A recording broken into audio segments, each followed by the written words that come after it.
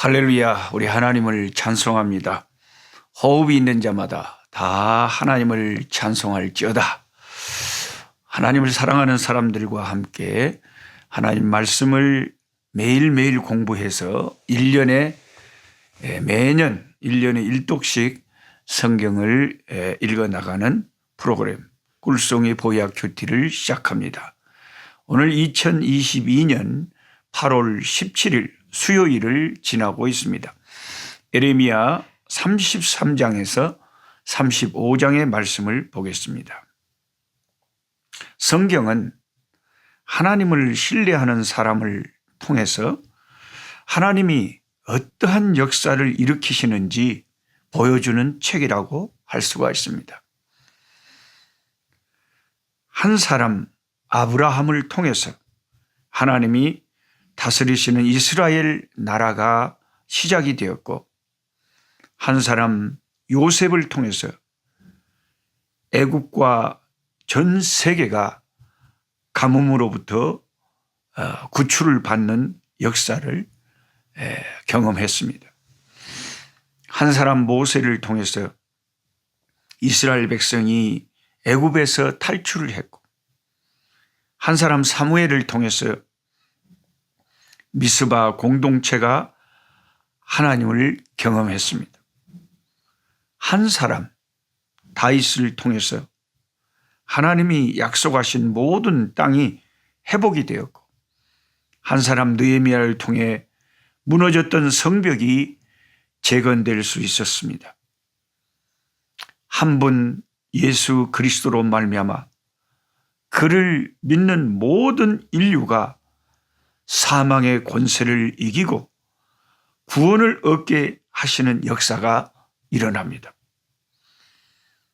오늘 이 시간도 하나님을 향한 신실한 믿음을 가지고 부르짖고 기도하는 그 믿음의 한 사람으로 말미암아 하나님은 이 땅에 구원의 역사, 회복의 역사, 치료의 역사를 일으키고 계십니다.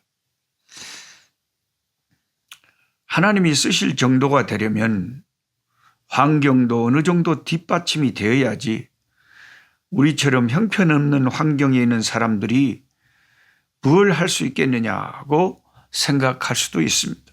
그러나 하나님만 신뢰하고 끝까지 부르짖어 끝까지 기도하기를 쉬지 않는다면 하나님은 어떤 환경에 있다고 할지라도 역사를 일으키시는 하나님이십니다.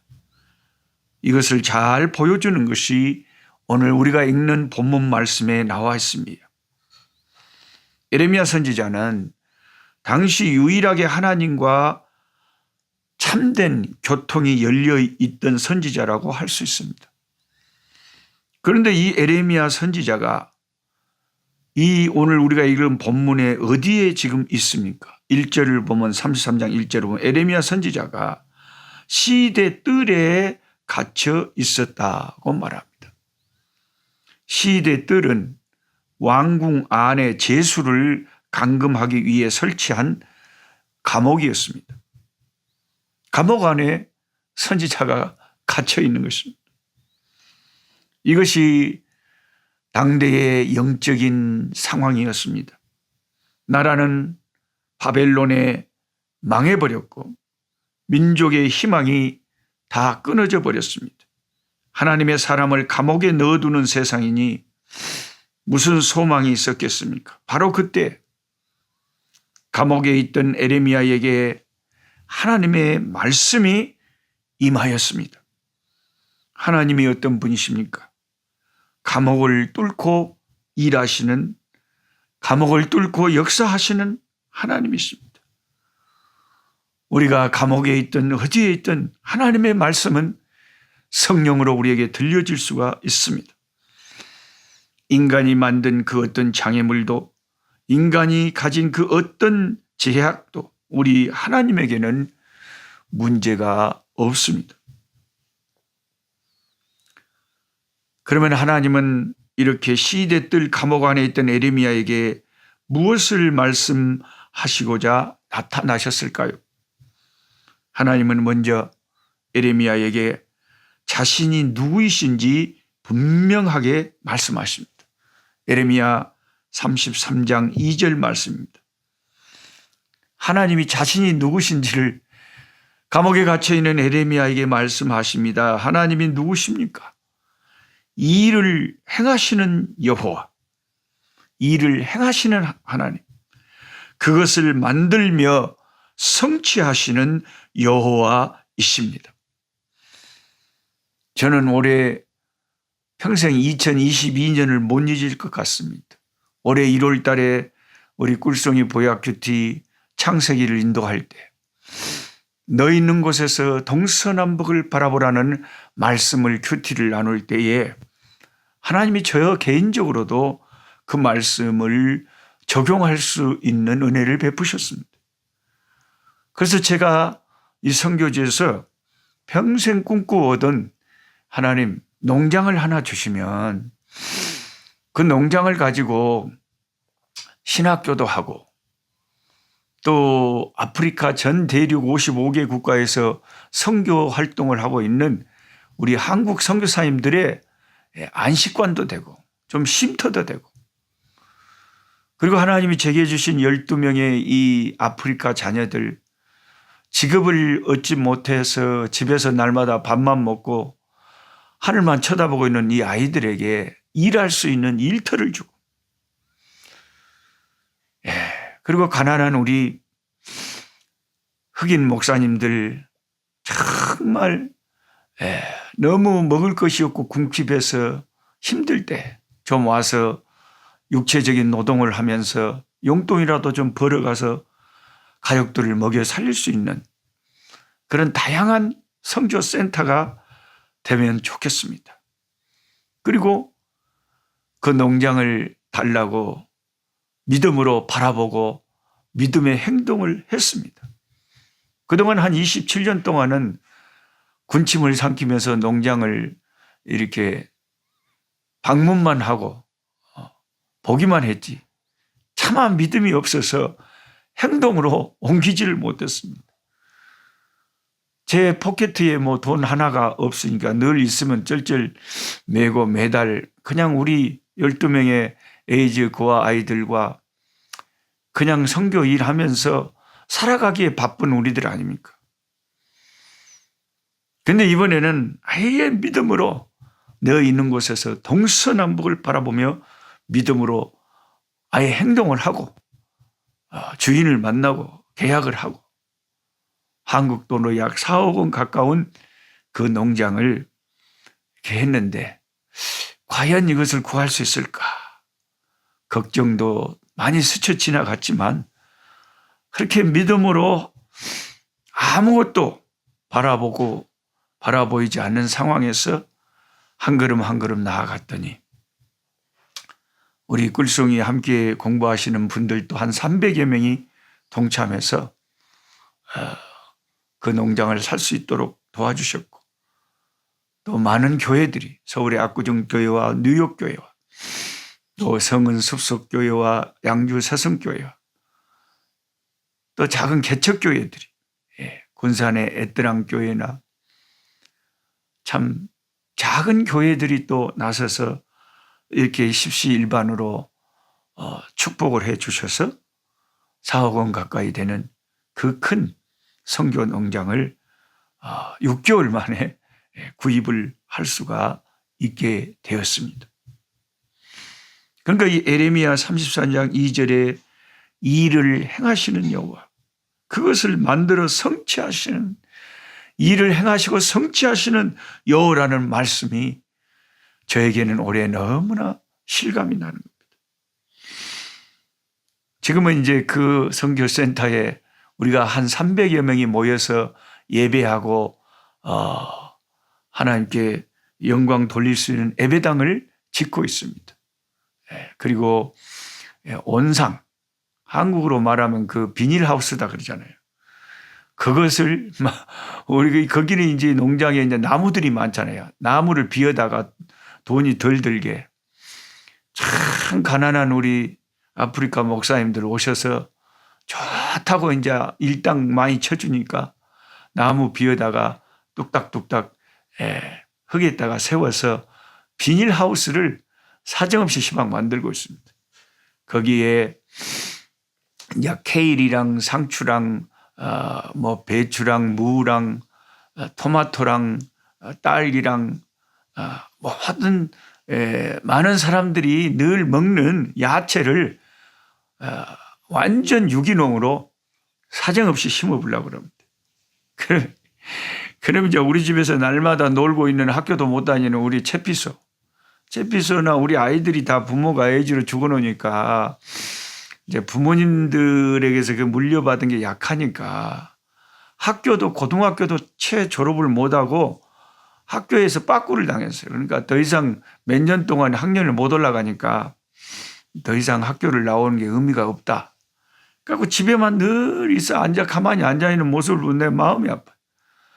그래서 제 첫 번째 비닐하우스는 우리 째삐소동이라고 해가지고 우리 딸 채피소에게 이것이 네 비닐하우스다. 여기서 나온 수입은 너하고 나하고 반반씩 가르는 거다.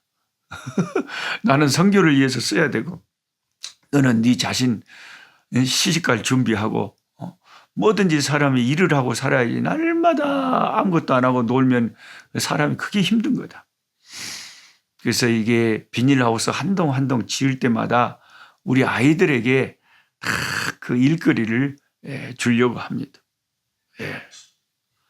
하나님께서 일을 행하시고 성취하시잖아요. 아무것도 없는 빈손인 저에게 그런 놀라운 일들을 누가 처음부터 아무도 한 사람도 나한테 노 목사님 내가 도와줄 테니까 한번 해보세요. 그런 사람의 소리는 없었잖아요. 그냥 믿음으로 하나님께 부르짖고 기도하면서 한 걸음 한 걸음 믿음의 걸음을 걸을 때 하나님이 조금씩 길을 열어주시는 거죠. 돕는 사람을 만나게 하시고. 하나님은 에레미야가 지금 어떤 처지에 있는 것과 관계없이 반드시 일을 행하시는 분이라고 말씀하시며 일을 만들어내시고 성취하시는 여호와 하나님이라고 선포하십니다. 그리고 33장 3절에 그 유명한 말씀을 에레미야에게 하십니다. 너는 내게 부르짖어라. 내가 너에게 응답하겠고 네가 알지 못하는 크고 은밀한 일을 너에게 보여주리라. 할렐루야. 그래서 저는 늘 하나님 앞에 엎드리면서 엎드릴 때마다 내 마음속에 그런 다짐을 합니다. 기회 있는 대로 기도하자. 여러분 제가 늘 다짐하고 외치는 제 표어를 여러분도 한번 시방 따라해 보세요. 기회 있는 대로 기도하자. 기회 있는 대로 기도하자. 우리가 차를 운전하기 전에도 기도하고 밥을 먹기 전에도 기도하고 뭐든지 기도해야 되지만 하여튼 기회가 있으면 뭐 할까 하지 마라. 기회가 있는 대로 기도를 해야 돼. 기도는 많이 할수록 좋은 거예요. 마귀가 우리를 많이 속이는 것 중에 하나가 기도해도 소용없어. 네가 기도 안 해봤냐? 맨날 기도해봤잖아. 근데 뭐가 있었어? 기도해도 소용없다니까 하지 마. 이게 마귀 역사예요. 마귀가 뭐라고 속삭이든 우리는 기회 있는 대로 기도해야 돼요. 할렐루야. 기대하고 기도하면 기적이 일어납니다. 감옥에 갇혀있던 에레미야에게 주신 명령이 무엇이었습니까? 그것은 내게 부르짖어 기도하라는 말씀이었습니다. 부르짖으라는 명령이죠. 오늘 저와 여러분도 마찬가지입니다. 오늘 우리의 문제는 우리의 암울한 환경이 문제가 아니라 오늘날 교회의 가장 큰 문제는 오늘 하나님의 백성들이 기도를 포기해버리는 것이죠. 하나님은 오늘 또 환경에 굴하지 않고 살아계신 하나님께서 엎드려 하나님의 이름을 부르는 사람들을 찾고 계십니다. 지금 저와 여러분 오늘 이 말씀 특별히 에스겔 22장 30절에도 그런 말씀이 있잖아요. 이 땅을 위하여 성을 쌓으며 성 무너진 데를 막아 서서 나로 하여금 멸하지 못하게 할 사람을 하나님이 찾고 있다. 그러셨잖아요.